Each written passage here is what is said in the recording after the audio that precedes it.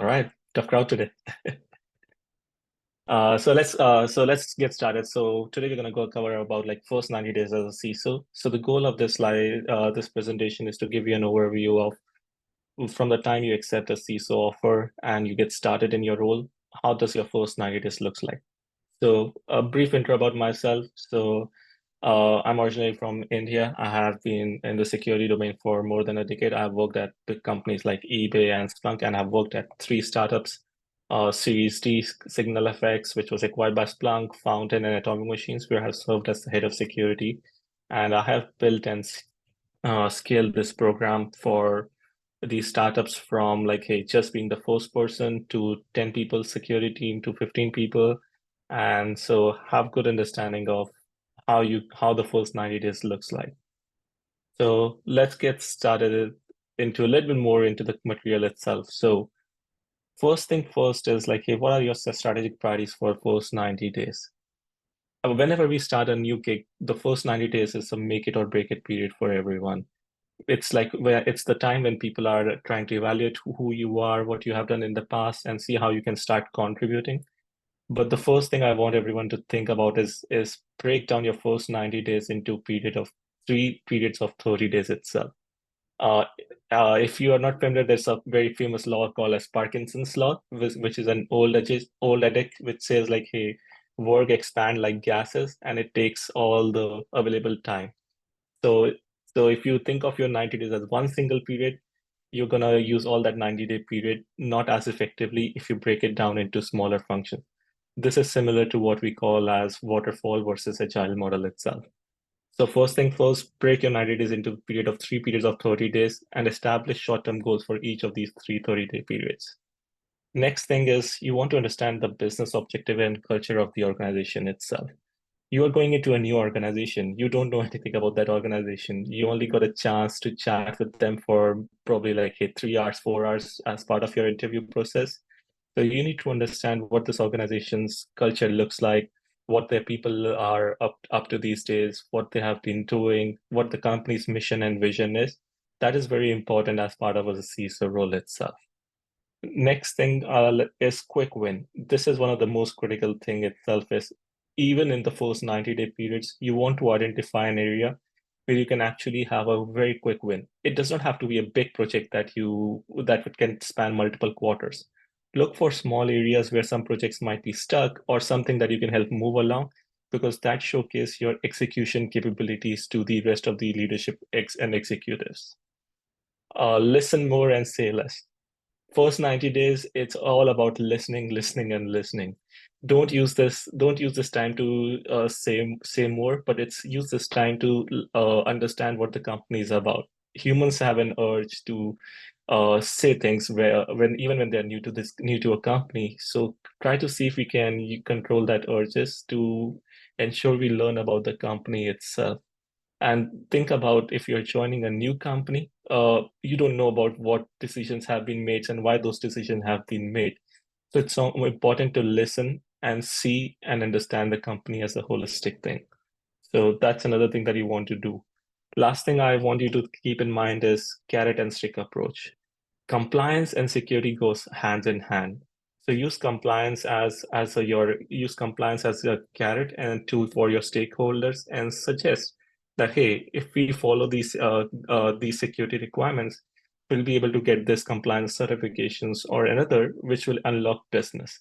And use non-compliance as a stick where you can say like, hey, there would be financial, strategic and PR consequences if you don't follow these security requirements. So this is just your thought process. This is not we have not even started deep diving into the 90 days, but this is your pre-work before you take on a role, and keep that in any role you are taking as you go forward. Next thing is this first 30 days. First 30 days is very important. This is the time when you are joining the company. You have to use this times to build a lot of partnerships and only do necessary firefighting. So let's just talk about the firefighting aspect of it first. And this is something I say to all new CISOs or new head of securities is like, hey, in first 30 days, please don't go into tactical execution. This is not that time. The only thing that you will be involving yourself would be if there's an issue where your MDR or XDR system has led to crash of all your Windows devices, or an MFA leakage, or a lack of MFA had led to your data warehouse being compromised. Those are the things where you should start getting into the details. Otherwise, this first 30 days period is all about building your relationships with different stakeholders and ensure that you understand who your stakeholders are. Before I go to next slide, I just want to, if someone can put, I would really appreciate if you can put in chat, like how many stakeholders or key partners do you think a security leader would have? Just put a number in chat, so at least we can see like what are different people's thought processes are.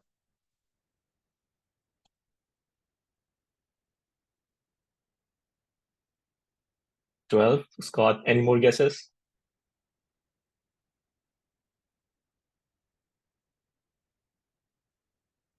All right. Last chance for any more guesses. Like, think about how many stakeholders you would have, all of your primary stakeholders or partners that you would need to work with when you join a new company as a security leader. 4. Nice. All right. 30. Okay. Great. So again, all of these numbers could be correct, but in my past experiences, I have identified almost 24 stakeholders. And I'm not going to go into all of these stakeholders in details, but let's just see. As a CISO, you're going to work with your let's just start with like your CFO, who will be your head of finance, your chief revenue officer, who will be taking care of all your sales pipeline, your CTO, who will be responsible for all the technical details, your chief product officer, who will be responsible for how the products look like, a VP of marketing, who you'll be working with on creating a compliance security package.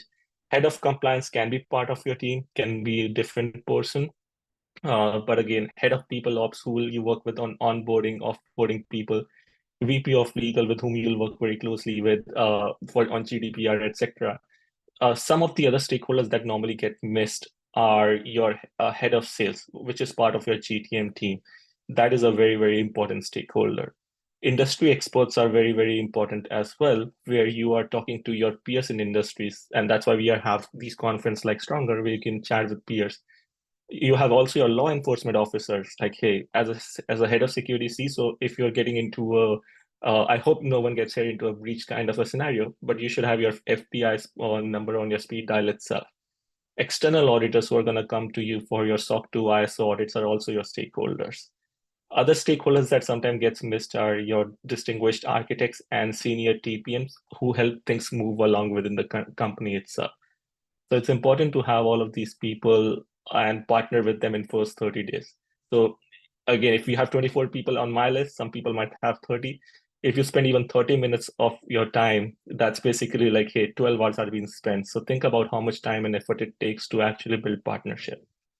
So that's the very important part of it. Is if you don't take anything else from this whole presentation, think about your stakeholders and how you can connect with them. This is the most important thing. As people grow into their careers, they get to know more and more that, hey, it's not what you know, but it's who you know. So please keep that in mind.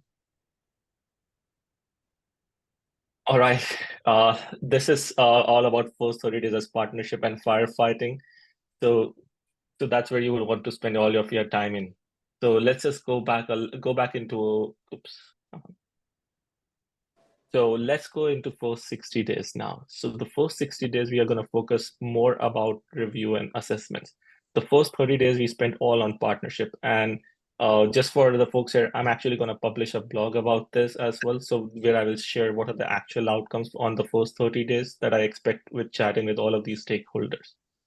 But next of 30 days, and I call them as first 60 days, and I'll explain it in a little bit later why I don't call them 30 to 60 days, but first 60 days. This is the time when you're actually going to start working on reviewing and assessing different areas of your security program itself.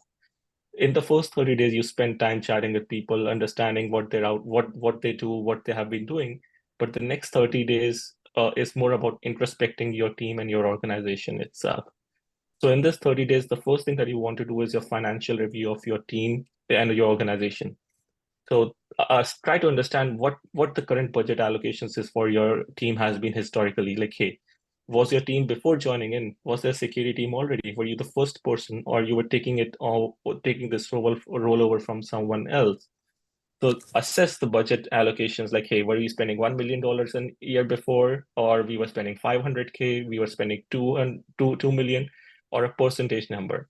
Also understand the headcount cost. It's very important to understand when you're talking about budgets, because security is also a cost center for the business, and there's always an expectations of a return on investment. Revenue generator is sometimes not possible if your security is not delivering any products, but return on investment is something that the business and executives are going to look into. So see what headcount cost is currently. Like, hey, if you have 6 people in your team, if on an average, if you pay everyone almost 100K plus benefits, that comes to almost 150 to 160K. So that's almost $900,000 there. Understand what different vendor expenditures you have. When you're joining a company, this is a really important time for you to review your critical vendor contracts that you had already in place and see which one are them for coming up for renewal, and whether you want to continue a relationship with them or you already had a past experience with them where you were like, hey, this vendor is not right for me. I would like to spend time or spend my money and resources on a different vendor itself. Another thing that security teams have historically not done is a concept of called as chargebacks. We all as a security professionals try to provide services not just to our customers but to our internal teams. Think about your team might be doing risk assessments, threat modeling, doing SaaS itself. That is a service you're providing internally to your different product teams itself. So use that as a chargeback model and think about how much it costs to provide that service to your internal customers and not just external customers. Infrastructure teams do this really, really well. They when they are building a platform, they say we need to build this platform to support our internal product teams and dev teams. Security need to follow the same model. Otherwise, you will always be don't have the right finance numbers where you can effectively work with your head of finance or VP of finance to have discussions why you need to spend more on your security initiatives itself. So that's more about the financial review side of the things. Now let's talk about people review. You might, as you join as a CISO, you might have a team of, let's just say, from 8 people, 20 people. However, that does not matter. What matters is you want to evaluate their team skill set. You want to see the people that are currently in the team are the right people that you want in the team and are given the right roles and responsibilities as part of their job descriptions. Another thing that you would want to do is work with your managed service providers. Everyone might have some managed service providers where they have outsourced their security operations center for a startup, or if they have like contractors in place. See and analyze their effectiveness. That is also an important thing that you would want to do.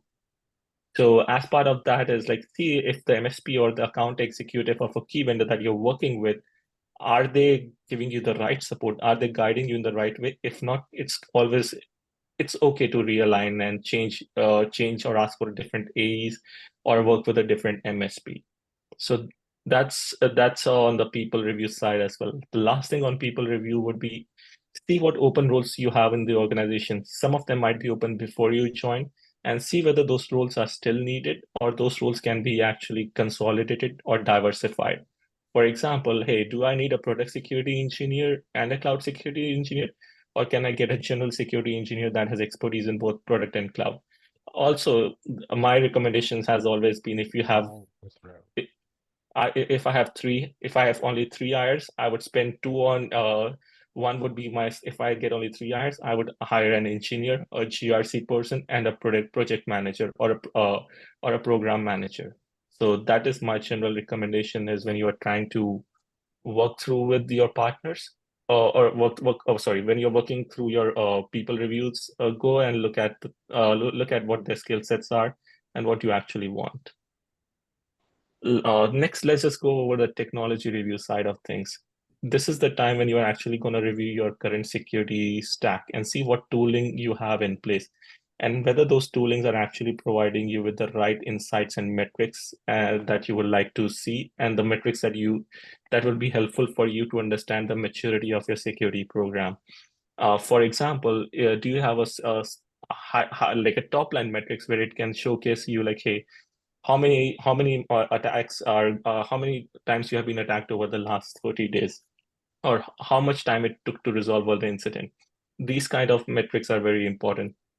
Think about which areas of security tech stacks that you have you don't have sorry which area of security tech stack are missing from your whole security tech stack. That could be, let's just say, are you having all your assets in the right place? Do you have a way to measure which of your assets are actually production assets versus non-production assets? Also, it could be on the IT side of things. It's like, hey, do I have all endpoint protections on all devices or only 80% of devices? So those things that would be also needs to be evaluated as part of your first 60 days review and assessment. Next thing you also want to do is do a deep dive tech stack assessment with your CTO as well as your distinguished architects. The reason for that is you want to understand what kind of decisions that the tech that has been made by the company in the past and where they want to go in the future. For example, if the company has been historically using deploying code on just bare EC2 instances and they want to move to a Kubernetes stack, that is important for you to know, because with that knowledge, you know where you can invest in security. So also do that as part of your technology review.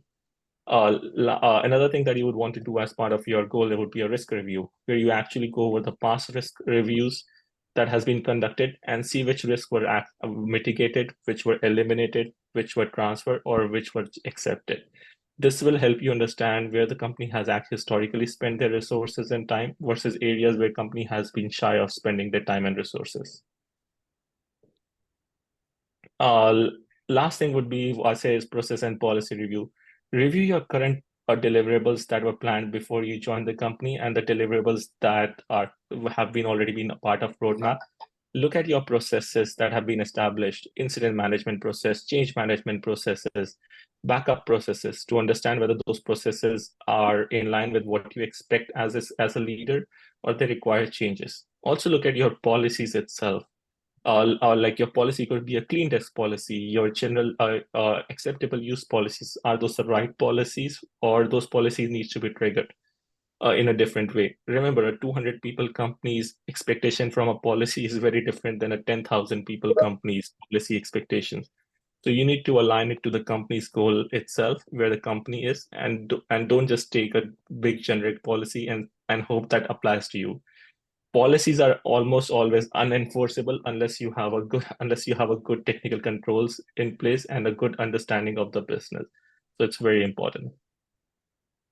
So risk assessments is the next part of this strategy. So I know we might be running out of time, but like I'm going to try to go a little bit quicker here. Is do a comprehensive risk assessment. We all are familiar with conducting an internal risk assessment. Like, hey, as part, if you have joined a company recently, look at the past risk assessment, whether it was older than 6 months or not. If it's older than 6 months, do your own internal risk assessment. And I recommend using a standard framework like NIST CSF, where you can use that to create and conduct your risk assessment. The two other parts that always gets missed as part of your risk assessment strategy is business goal assessment. Business goal assessment is understand what the business goals are for this quarter, this year, because if the goals are very different than what you are proposing as part of your security strategies, you will always lose that battle. So you need to align your security objectives to where business goals are. An example would be, hey, business goal would be, I want to go, I want to expand in Europe. Great. Okay, then our goal could be, as a security professional, would be, you want to expand in Europe. Europe really likes ISO framework. Can we get our ISO 27001 certification? So that way you can actually build your security goals in alignment with business goals. Last thing is compliance and regulation assessments that you would want to look into. Understand what are every company works in is a part of an industry which has some regulatory requirements. If you're in healthcare, you would have HIPAA requirements. If you're spending, if you are actually selling in Europe, you will be, or to European citizens or nationals, you'll be obligated to meet the GDPR requirements. So these things are very important to understand, because this also gives you a good avenue to showcase what you need to do and bring that into your security strategy itself. If you want to get into if you're selling into Europe, you have to follow GDPR. So you need to secure personal data, feed that into your security strategy itself, and get your support from business in that way. Uh, First 90 days, we talked about first 30 days, first 60 days, and now we're going to just talk about first 90 days. And the reason I think I mentioned is I don't call it 30, 60, 90 days is because I know things will always fall over, or things will always, some things that we plan for first 30 days will move to 35th day or 40th day, and so on. So that's why I call it first 90 days. So anything that gets, that you're not able to finish in first 30 days, that's totally fine.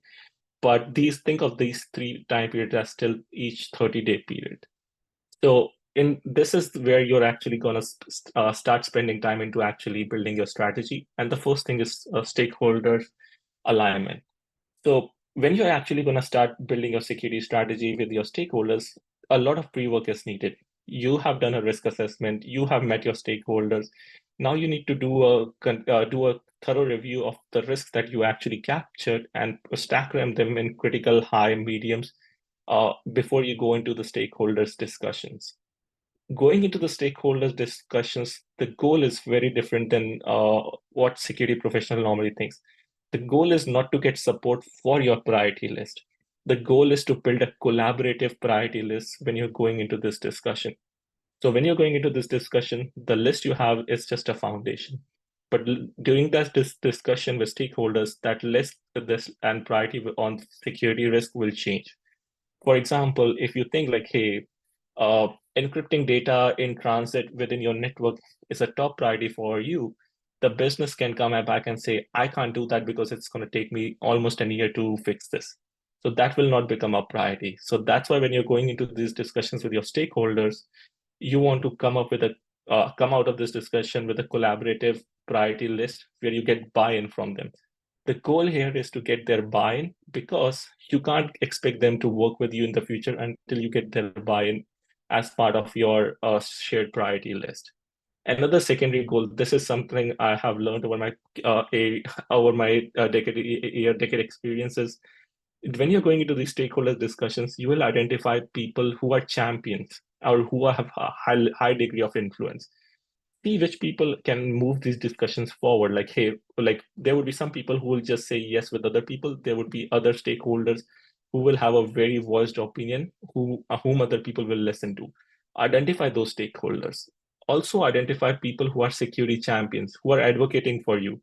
These are the people who you want to build a longer and a much stronger relationship out of all your earlier stakeholders identified. And in my experience, I have seen the head of infrastructure and head of engineering and product have a lot of say in most of these discussions. So in your company, that may vary, but those are the stakeholders I have seen that has a really, really large say in how the industry, how and what needs to be done. Lastly, recap what you have actually discussed with stakeholders and start writing it down. The important part here is writing it down, because once you start writing things down, it's hard for people to go back and say we never discussed this. So it's important to write it down so it's become a line in the sand. Next thing is about project planning. Understand which projects in which you will be playing the role of a facilitator versus executor. There will be projects that you might have identified where can be done completely within your or security organization, and there would be some projects where you'll be just playing the role of a program manager or a project manager where you will be highly dependent on engineering teams. So identify those things. Identify things that are quick win versus lengthy battles. Things that can be done quickly versus things that will span over quarter or multi-year projects. Also create a good strategy draft here at this point, where you have actually been pushing out like these are the timelines, these are the resource requirement, and share that with your stakeholders. Communicate and evangelize this as much as possible, and share it broadly within the organization. The reason for sharing it broadly within the organization is you want to cover any unknowns where some people who may be your stakeholders that you have not identified already can have a voice in your voice. And another thing would be sharing it broadly will showcase that the security in the organization is maturing. Uh, Lastly, I would say like this is more about like, hey, execution. Everything that you have done, till now, all the hard work is actually going to reward you with more hard work or more work on your plate itself. So this is the time when you start actually executing on your projects that you have identified and start measuring those projects and track their progresses, track its progress using OKRs if you want, or you can use any top line metrics that I suggested before, and try to follow your strategy to the T. Always be open and flexible, but try to follow it as closely as possible, because it's important to showcase to the different leaders that, hey, you have faith in your strategy. Can actually follow it along, and you can ensure that those strategy can deliver the business results that are expected out of you. So now this is the way but this is a lot of work, and it will lead you to your first 90 days. And again, last thing I would say is security is a journey, not a destination. So after 90 days, you may have to rinse and repeat this. You have to create your strategies again. You have to tweak them itself as new information comes forward. So it's important to be very, very flexible. I think that's mostly what I wanted to share. I think we have time for a couple of questions. I'm happy to take on any questions or any feedback or anything that someone would have to say.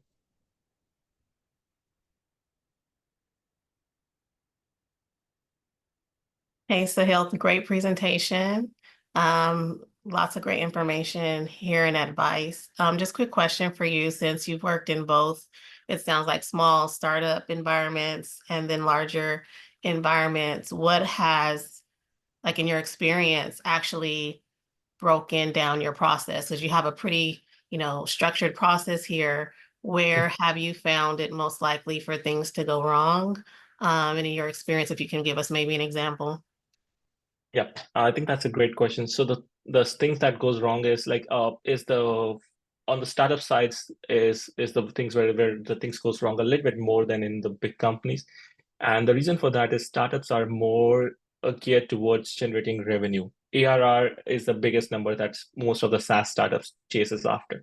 So anything that impacts that number breaks your process itself. So any type of a security requirements where they would have to spend more resources on fixing things and less on building things, that's where things starts breaking it down. Whereas big companies, those companies are very risk averse companies, because they know, like being in public companies, having a stock value already associated with them, a stock price. If any security issues happen, their stock price can tank, as we can see with the XDR company that recently got their stock actually dipped by 30% because of the BSOD Windows issues. So that's where I have seen the process breaking it down. But the biggest thing I have always understood is like the process will start breaking down from the top itself, but you want to have your peers who keeps on supporting you. And once you get your stakeholders buy-in, they are also as much invested in your success as you are with their success. And that's why relationships have been very important to me. And the way that I have said is like, hey, one of the previous companies, one of my infrastructure team needed some help. I actually nominated one of my security engineers to work on that infrastructure project, so they get that resource, and then they paid me back in dividends by providing me more help and resources on the projects that I wanted to move forward. Oh, that was a long way to answer No, your question, great. I No, guess. great answer. Thank you. Mm. Any other questions from anyone else? I'm happy to stay on long. So,